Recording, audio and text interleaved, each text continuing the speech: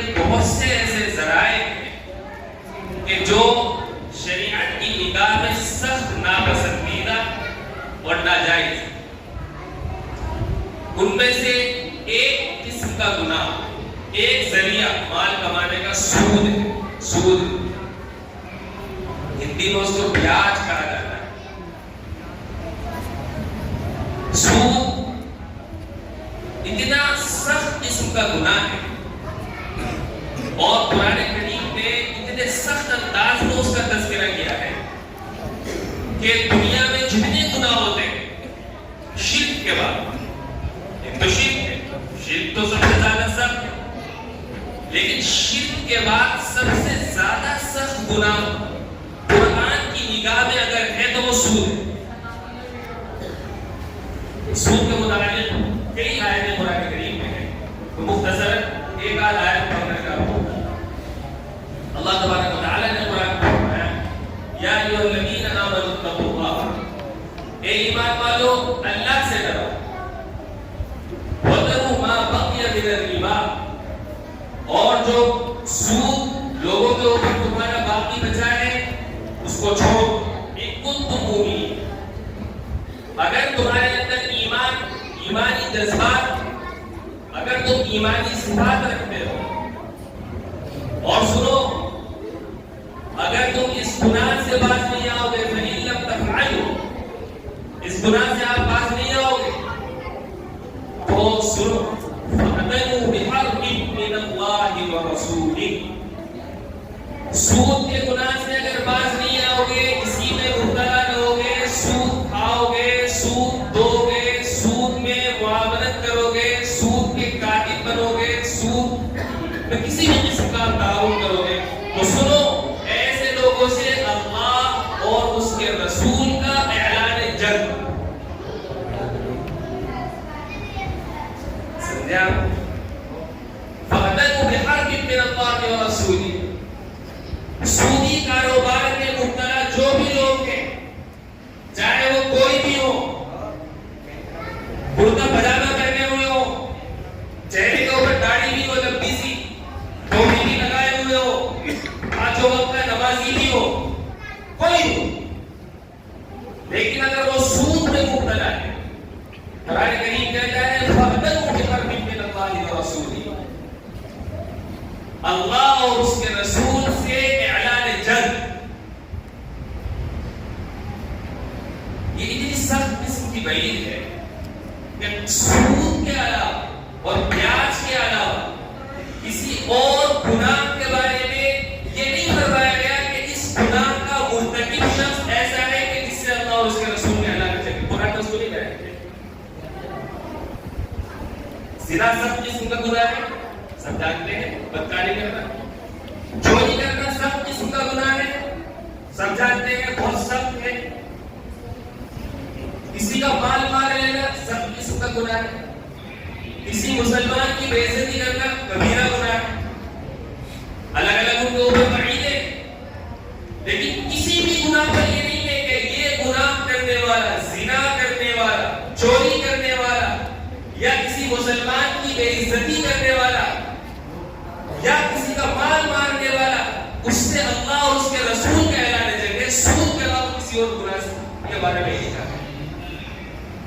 اس لیے علماء نے کہا ہے کہ شرک کے بعد جتنی بھی سخت گناہ ہیں ان میں سے سب سے زیادہ سخت گناہ سود کا ہے. سود کا مطلب کیا ہے؟ سود کا مطلب یہ ہے، ایک تو طریقہ ہوئی ہے جو سب جانتے ہیں کہ ہم نے کسی سے پیسے لیے، اس نے کہا کہ 1 مہینے کے بعد دوں گا اور اس میں ذرا کچھ % بڑھا کر کے مجھے واپس کر دوں گے. تو سود یہی ہے جو بینکوں سے لیتے ہیں لوگ،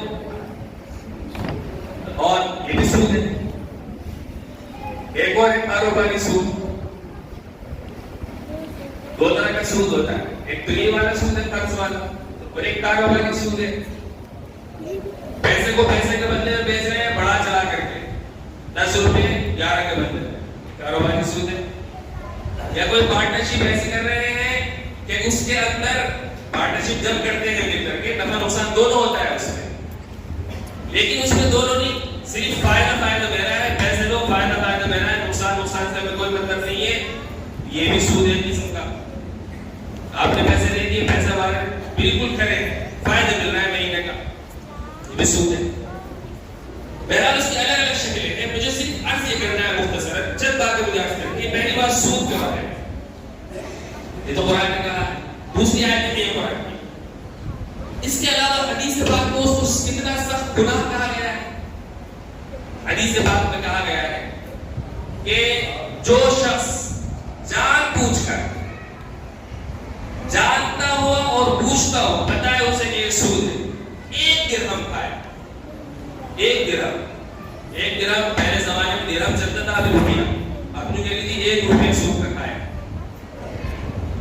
تو جو شخص جان بوجھ کر 1 روپیہ بھی سود کا کھا لے, حدیث میں 1 درہم ہے, تو ایسا ہے جیسے 33 مرتبہ بدکاری کرنا, زنا کرنا. 1 مرتبہ زنا کرنا ہے, کتنا گناہ ہے. 1 روپیہ سود کا کھانا ایسا ہے جیسے 33 مرتبہ زنا کرنا. کتنا سخت گناہ ہے. اور ایک حدیث میں تو یہ ہے کہ جو شخص 1 درہم گویا 1 روپیہ سود کا کھاتا ہے, وہ ایسا ہے جیسے وہ اپنی ماں سے بدکاری کرتا. بدکاری تو کسی غیر سے بھی بری ہے. حدیث پاک میں آتا ہے جب کوئی شخص زنا کرتا ہے تو اس کا ایمان نکل کر کے اس کے اوپر سایہ فکر ہو جاتا ہے, ایمان نہیں رہتا ظالم کا. اگر وہی زنا جو کسی غیر سے ہے, اگر وہ اپنی ماں سے ہو تو کتنا برا ہے. کوئی تصور کر سکتا ہے اپنی ماں کے بارے میں؟ سوچ کے بھی ڈر لگتا ہے, روٹے کھڑے ہو جاتے ہیں. لیکن اب دیکھیں ہمارے معاشرے میں سودی کاروبار کتنا پھیلا ہوا ہے, اس کی کتنی شکلیں ہیں. سود نے ہمارے پورے معاشرے کو جکڑ رکھا ہے. اور کیا سمجھتے ہیں, سود کھانے والا جب کوئی سود دیتا ہے تو ایسا نہیں ہے کہ وہ خود اس گناہ کو مرتکب ہے, بلکہ اس کے سودی لین دین کی وجہ سے پوری بستی, پوری آبادی عذاب کی مستحق ہو جاتی ہے. حدیث پاک یعنی جو شخص سود دیتا ہے تو گویا اس نے اپنے اس عمل کی وجہ سے اپنے اوپر عذاب کو واجب کر لیا. اس کو اوپر کبھی بھی عذاب آ سکتا ہے. حدیث کا مفہوم بتا رہا ہوں, ادھر ادھر کی باتیں نہیں ہے. حدیث پاک, ہم یہ تو کہتے ہیں کہ ہماری مدد نہیں ہو رہی, غیر مسلم ہمارے اوپر غالب آ رہے ہیں, ہمیں مار رہے ہیں, ہمیں پریشان کیا جا رہا ہے. اگر حکومت میں آئے گا تو یہ ہو جائے گا, حکومت بدلے گی تو فلان اچھا ہے. اور پیاس آ رہی ہے, عذاب کے کام تو ہم نے خود نہیں کیے ہوئے پہلے سے. یہ تو اللہ کا رحم, اور ہمیں اللہ سے توبہ کرنی چاہیے کہ جو ہمارے کام ہیں ان کاموں کے نسبتاً ہمارے اوپر اتنی مصیبتیں نہیں جتنا ہمارا کام عذاب لانے کے. اب آپ دیکھیں, ایک مجھے بتایا گیا ہے کہ ایک اسکیم چلی ہوئی ہے, بہت سارے لوگ اس میں مبتلا ہیں. اسکیم کیا ہے؟ اسکیم یہ ہے کہ کچھ لوگ آتے ہیں اور آنے کے بعد میں پیسے لیتے ہیں کہ آپ ہمارے یہاں 50,000 روپے جمع کر دو, اور اس کے بعد میں کیا ہوتا ہے کہ آپ کو ہر مہینے یا ہر ہفتے قسط دینی ہے. یہ شخص قسط دینی ہے بڑھا کر کے, یعنی اگر آپ نے 50,000 روپے جمع کیے ہیں تو آپ کو ہر ہفتے 1,000 روپے یا 1,200 روپے دے دیں, اور وہ گویا آپ اس بار جمع کرتے جائیں گے ہر ہفتے یا ہر مہینے, آپ کو 50 کی جگہ 60,000 روپے دینے پڑیں گے. یہ کیا ہے؟ کیا ہے یہ؟ سود بیاج. ذرا سی ضرورت پڑی زمین پہ کرشی کارڈ بنوا لیا, اب کرشی کارڈ سے بینک سے لون لے کر کے آ رہے ہیں. جو لا رہے لوگ کہ وہ جو شادی کرنی ہے حساب نہیں ہے, ایسی شادی میں برکت ہو. اللہ کو عذاب دینے والے کام کرنے سے برکت ہوگی کسی شادی میں؟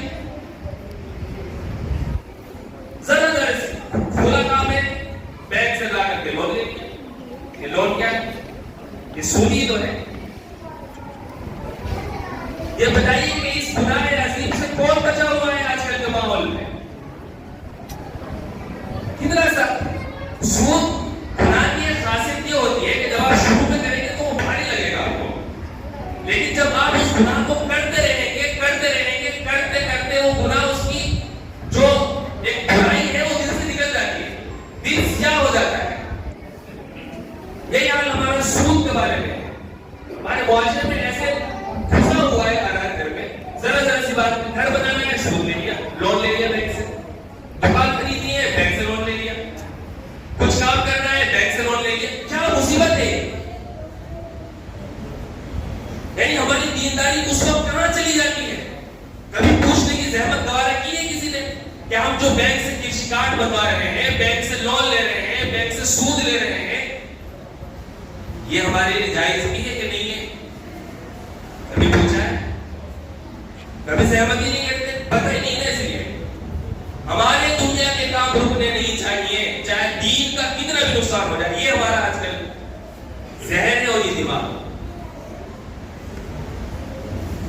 تو مجھے عرض یہ کرنا ہے بہت مختصر کہ ہمارے معاشرے میں سود بہت زیادہ بڑھ رہا ہے، اور جب آدمی سود لیتا ہے یا دیتا ہے، اچھا سود صرف کھانے اور لینے دینے والے بھی نہیں.